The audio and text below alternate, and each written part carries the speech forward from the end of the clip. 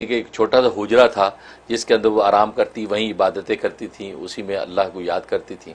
तो ये सोई हुई थी, दोपहर का वक़्त था, तो एक चोर घर में दाखिल हुआ। अच्छा।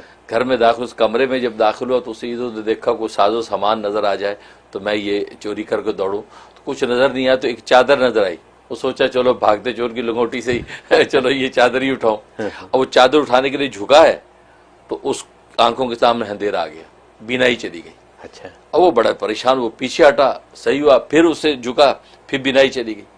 अब वो घबरा गया, तो उसने जब वो चादर छोड़ी और वो ऐसे भागने लगा। तो भागने लगा तो आवाज आई, आवाज यही कि अगर दोस्त सो रहा हो और उसका दूसरा दोस्त जाग रहा हो तो किसी की मजाल नहीं होती कि चिड़िया भी पर मारे।